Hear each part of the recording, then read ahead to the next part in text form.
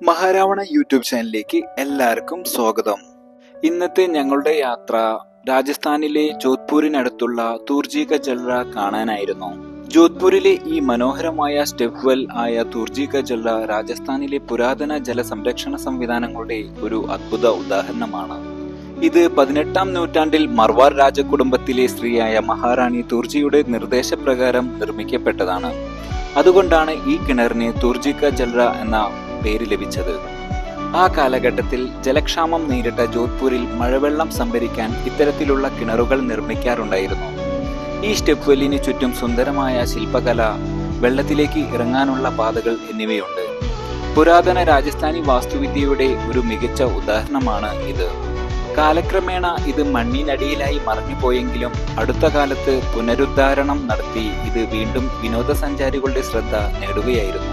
ഈ വീഡിയോ ഇഷ്ടപ്പെട്ടാൽ സബ്സ്ക്രൈബ് ചെയ്യാനും ബെല്ലൈക്കൺ ക്ലിക്ക് ചെയ്യാനും ഷെയർ ചെയ്യാനും മറക്കരുത്.